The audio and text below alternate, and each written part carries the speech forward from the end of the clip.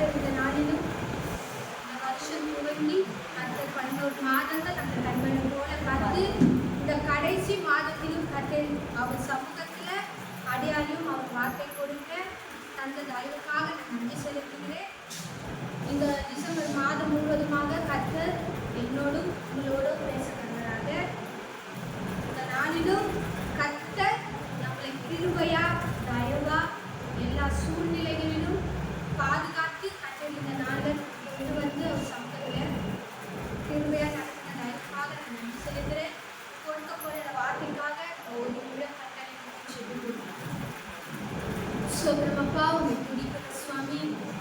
இந்த டிசம்பர் மாதத்திலும் கர்த்தர் அடியனை கொண்டு இந்த மாதம் முழுவதுமாக பேச போகிற ஒரு வார்த்தைக்காக நான் நன்றி செலுத்துகிறோம். இந்த டிசம்பர் அப்பா இந்த வருடம் நான் கழிக்கும் போது கர்த்தர் எங்களோடு நீர் இருந்து எல்லாவற்றிலுமாக எங்களை ஆசீர்வதித்து இந்த வருடத்தை நாங்கள் முடிக்க கர்த்தருடைய செய்க நீர் இந்த நாளிலும் பேசப்படும் இந்த வார்த்தைக்காக நன்றி. இந்த வார்த்தையில என்னுடைய சுயமோ அப்பா என்னுடைய காரியங்கள் எதுவும் வெளிப்படாதபடி கர்த்தர் நீர் என்ன பேச நினைக்கிறோ அதை உங்களுடைய சித்தத்துக்கு அடையாளம் அப்பா ஒப்பு கொடுக்கிறேன். கேட்கிற பிள்ளைகளோடு இங்கிருந்து வழிநடத்தி பெரிய காரியம் செய்ய பேசுவே நாமும் நான் சொல்லிக்கிறோம். அல்லேலூயா. நம்மை கர்த்தர் இந்த நாளிலும் இந்த வருடம் முடியும் போது என்ன வார்த்தை கொடுக்குதுன்னு தெரியல. நிறைய தலைப்பு எடுத்தாலும் சரி ஏதோ கர்த்தர் சித்தம் ஏதோ அதுதானே. இந்த 11 மாதங்களா கர்த்தர் நம்மளை ஒவ்வொரு நாட்களும் கர்த்தர் நம்மளை எப்படி நடத்துறதா கண்ணி மணி போல நடத்தி கிருபையா தயவா அவர் நடத்தி வந்தார். இன்னைக்கு பார்த்தீங்கன்னா தலைப்பு அடைக்கலம். அவருடைய அடைக்கலம் இல்லைன்னா நம்ம இந்த நாள் முழுமையா வராது. அவர் அடைக்கலத்துக்குள்ள நம்ம இருக்கிறதுனால்தான் கர்த்தர் நம்மளை எல்லா தீங்குக்கும் பாதுகாத்து அவரை நம்ம அடைக்கலமாக கொண்டிருக்கும் போது தான் அவர் நம்மளை பாதுகாக்கிறார். அநாதி தேவன் நமக்கு எப்படி இருக்கிறாரு? அடைக்கலமா இருக்கிறாரு. உபாகமம் 33:27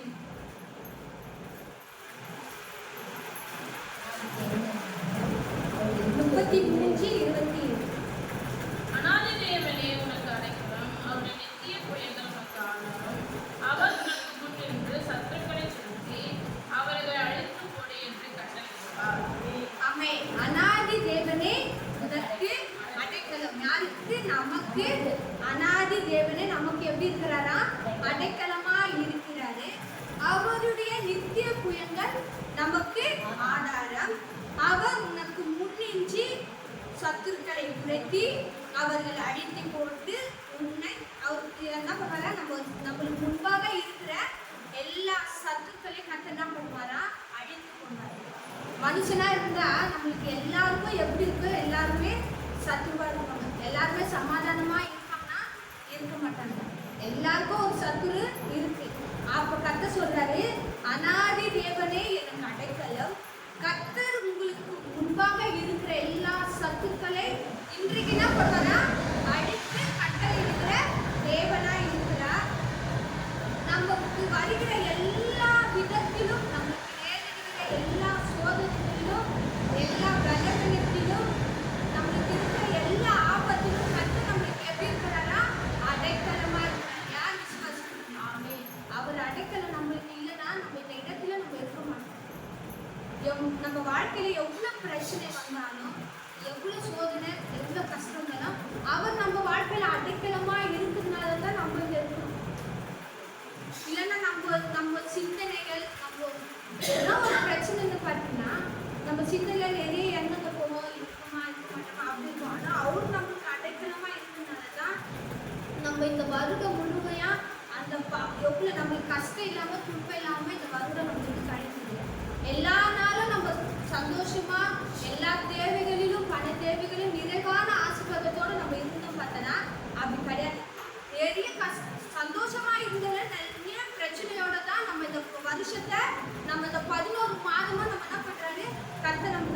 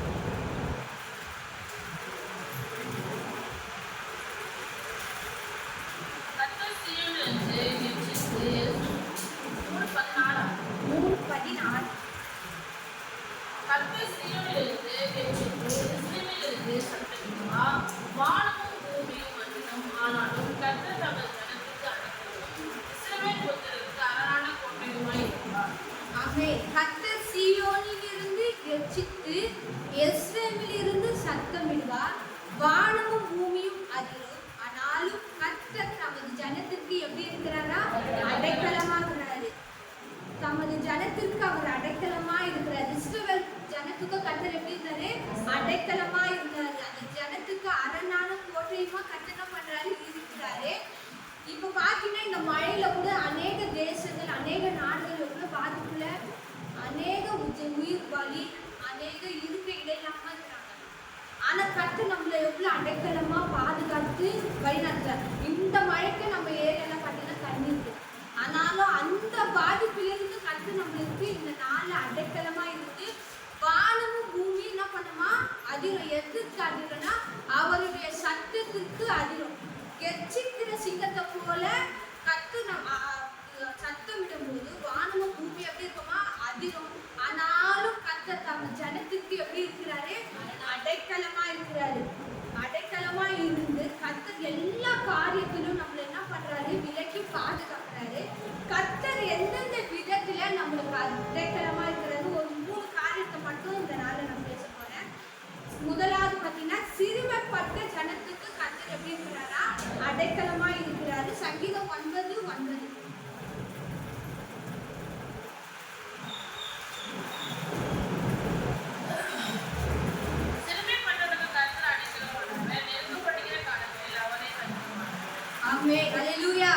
சிறுமைப்பட்டவர்களுக்கு கர்த்தர் எப்படி இருக்கிறாரா? அடைக்கலமா இருக்கிறார்.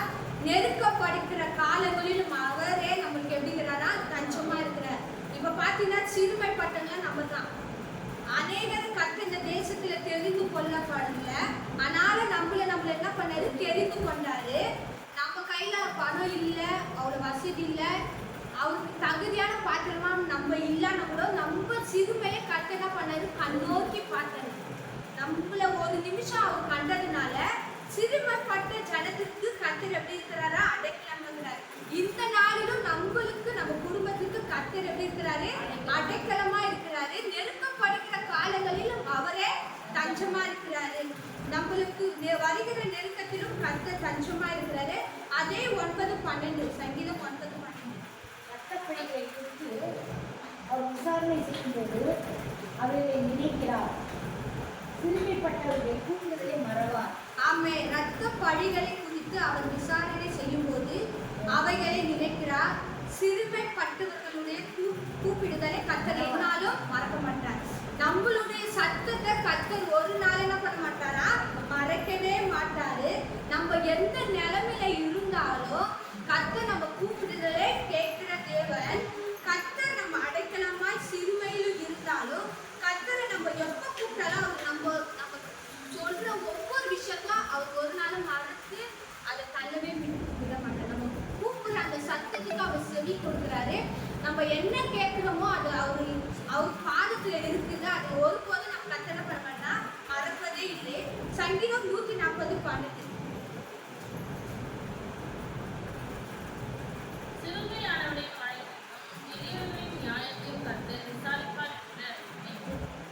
சிறுமையானவர் வழக்கையும் எளியவர்களின் நியாயத்தையும் கர்த்தர் விசாரிப்பார் என்று அறிவேன். கர்த்தர் பார்த்தீங்கன்னா நம்மளுக்கு எதிராக எவ்வளோ சூழ்நிலை வந்தாலும் நம்மளுக்கு எதிராக யாரும் எதுனா சொன்னா கூட கர்த்தர் என்ன பண்ணுவாரு? அந்த வழக்கை என்ன பண்ணுவாரா? விசாரிக்கிற தேவனா இருக்கிறாரு. அதே போல நம்ம சிறுமையான வழக்கையும் எளிமையான நியாயத்தையும் கர்த்தர் ஒருபோதும் நிராகரிப்பதில்லை. நம்ம ஒவ்வொரு நாளும் கர்த்தருடைய பாதத்துல நம்ம வைக்கிற விண்ணப்பத்தை கர்த்தர் கேட்கிறாரு. ஆனா அது தாமதிக்குது. அப்ப அது எதுனா பிசாசு எதுனா ஒரு சதியை உண்டு பண்ணுவானோ அதுல இருந்து கர்த்தர் அந்த விண்ணப்பத்தின் ஜபத்தை என்ன பண்றாரு? கர்த்தர் கேட்டு நம்ம தரத்துல என்ன பண்ற நியாயத்தை செய்கிற தேவனா இருக்கிறாரு. இதுல பாத்தீங்கன்னா காயின் ஆபில் பாத்தீங்கன்னா அண்ணன் தம்பி. அப்ப ஆபில் என்ன பண்றான்? காயின் கொண்டுறான். அப்ப கர்த்தர் வந்து கேட்கும் போது அவன் தான் சொல்றான், நான் வந்து காவலா இருக்கணுமா கேட்கிறான். அப்போ ஆபிலோட சத்தம் கர்த்தருக்கு கேட்கப்படுது. அப்ப கர்த்தர் கேட்கும் போது ஆபில் காய் என்ன பண்ற? நான் காவலாளி இல்லை அப்படின்னு சொல்லிட்டு எனக்கு தெரியாது சொல்றான். அப்ப அந்த ரத்தத்தோட சத்தம் கர்த்தர் கேட்கும் போது கர்த்தர் அந்த நியாயத்தை என்ன பண்றாரு? விசாரிக்கிற தேவனகர். அப்போ நம்ம வாழ்க்கையிலும் அநேக காரியத்தை கர்த்தர் என்ன பண்றாரு? விசாரிக்கிறாரு. நம்ம வைக்கிற ஒவ்வொரு விண்ணப்பத்தையும் ஒவ்வொரு நம்ம விடுற ஒவ்வொரு கண்ணீரையும் கர்த்தர் என்ன பண்றாரு? விசாரிக்கிற தேவனாகிறாரு. அப்ப அந்த ஜபத்திற்கெல்லாம் நம்மளுக்கு என்ன பண்ணும்? ஒரு நியாயம் வரும், கர்த்தர் என்ன பண்ணுவார், அந்த விண்ணப்பத்துக்கெல்லாம் ஒரு நீதி செய்து நம்ம ஜபத்துக்கெல்லாம் பதில் தருகிறாரு. இப்போ இந்த ஆண்டு துவங்கி நம்ம ஜப விண்ணப்பம் வைத்தாலும் நம்ம என்ன நினைப்போம், என்ன இந்த விண்ணப்பம் நம்ம கேட்கப்படலையா, கர்த்தர் நம்ம ஞானத்தை நம்ம கேட்கல. அப்போ கர்த்தர் என்ன பண்ணுவாரு, அந்த விண்ணப்பத்திற்கு பதில் அடைக்கலமா இருக்கிறதுனாலதான் கர்த்தர் நம்ம விண்ணப்பத்தெல்லாம் வைத்திருக்கிறாரு. அது ஒரு ஏற்ற காலத்துல என்ன பண்ணோம், அந்த விண்ணப்பத்திற்கெல்லாம் பதில் வரும். கர்த்தர் நம்மளுக்கு அடைக்கலமா அந்த காலங்களில இருக்கிறதுனால கர்த்தர் முதலான சிறுமைப்பட்ட ஜனத்திற்கு அடைக்கலமா இருக்கிறார். நம்ம விண்ணப்பத்தை நம்மளுக்குள்ள இருக்கிற எல்லா காரியத்தையும் கர்த்தர் அந்த சிறுமையிலிருந்து காண்கிற தேவனா இருக்கிறாரு. ரெண்டாவது பார்த்தீங்கன்னா நெருக்கத்தில கர்த்தர் நம்மளுக்கு அடைக்கலமா இருக்கிறாரு. சங்கீதம் 59:14.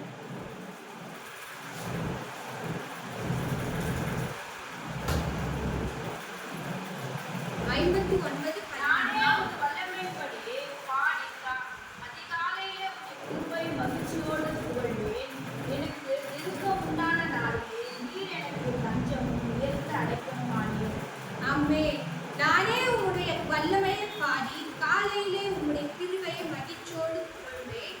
எனக்கு நெருக்கம் உண்டான நாளிலே நீர் எனக்கு எப்படி இருக்கிறீங்க, தஞ்சமும் உயர்ந்த அடைக்கலமும். கர்த்தர் பாருங்க, நம்ம வாழ்க்கையில எவ்வளவு நெருக்கம் வந்தாலும் அவரே அடைக்கலமா தஞ்சமா இருக்கிறாரு. கர்த்தரை நம்புகிற பிள்ளைகள் வாழ்க்கையில ஒரு நன்மையும் குறைவே படாது. இந்த வசனம் சொல்லி பாருங்க, நம்ம கர்த்தரை நோக்கி ஒவ்வொரு நாளும் அவரை நம்பி இருக்கும் போது நம்ம வாழ்க்கையில ஒரு நாளும் குறைவு என்பதே இல்லை. இந்த வசனம் நம்ம வாழ்க்கையில சொல்லுது. நம்ம எதிர்பார்த்து இருக்கிற முடிவே யாரால வரும், கர்த்தரால தான் வரும். அப்ப அவருக்கு வரும்போது நம்ம வாழ்க்கையில குறைவு இருக்குமா, குறைவு இருக்காது. அப்போ நம்ம வாழ்க்கையில அவர் அடைக்கலமா இருக்கும் போது எல்லா நன்மையில இருக்கிற குறைவு கர்த்தர் எப்படி இருப்பாரா, நிறைவான ஆசீர்வாதத்தோடு நம்ம எதிர்பார்த்திருக்கிற முடிவு கர்த்தரால என்ன பண்ணுமா வரும். சங்கீதம் 54:7. அவர் எல்லா நெருக்கத்தையும் என் கண் என் சத்துக்களின் நீதி சரிக்கட்டுவதை கண்டது. ஆமென். அவர் எல்லா நெருக்கத்தையும் நீக்கி என்னை என்ன பண்ணாரா, விடுவித்தார். என் கண் என் சத்துருக்களின் நீதி சரி கட்டுதலை கண்டது. நம்மளுக்கு இந்த ஆண்டுல எவ்வளவு நெருக்கம் வந்தாலும் எல்லாவற்றிலிருந்தும் கர்த்தர் நம்மளை விடுவித்து சத்துருக்கள் முன்பாக நம்ம தலைகள் என்ன பண்ணாரா நிமிர செய்கிற தேவனா இருக்கிறார். 2 சாமுவேல் 22:7. 22:7. எனக்கு உண்டான நெருக்கத்திலே கர்த்தரை நோக்கி என் தேவனை நோக்கி அபயமிட்டேன். நமது ஆலயத்திலிருந்து என் சத்தத்தை கேட்டார். என் கூப்பிட்டல் அவர் சிறைகளில். ஆமென். நம்ம நெருக்கம் உண்டான நேரத்துல நம்ம ஒவ்வொரு நாளும் கர்த்தரை நோக்கி கூப்பிடும் போது தேவன் நம்ம சத்தத்தை கேட்டு நம்ம கூப்பிடுதலுக்கு செவி கொடுத்து கர்த்தர் எல்லாவற்றிலிருந்து நம்ம என்ன பண்ணுவாரா விடுதலை செய்கிற தேவனா இருக்கிறாரு. யோபு 36:16.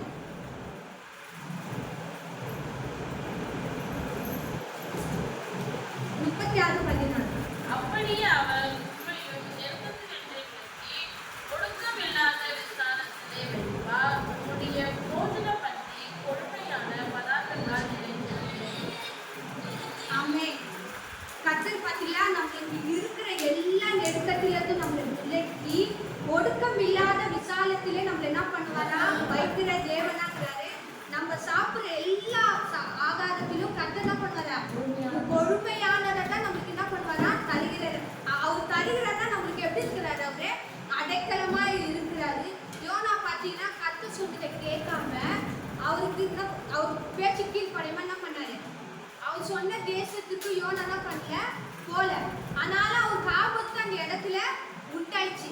ஆனாலும் கர்த்தருடைய அடைக்கலம் அவருக்கு இருந்ததுனால அந்த மீன் வயிற்றுல அவர் இருக்கும் போது யாராவது இப்போ மீன் வயிற்றுல போனாங்கன்னா உயிரோடு வெளியே வரமாட்டாங்க.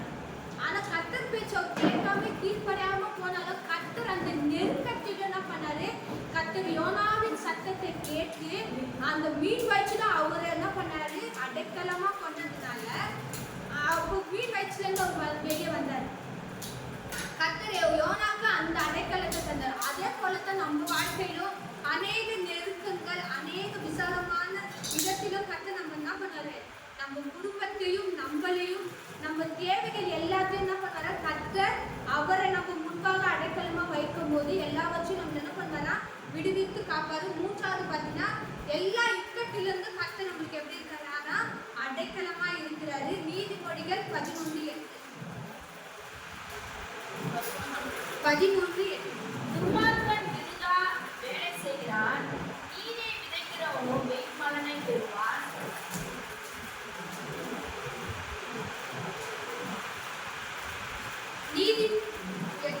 நீதிமான் இக்கட்டில் இருந்து விடுவிக்கப்படுவான், அவன் இருந்த இடத்திலே துன்மார்க்கன் வரார்.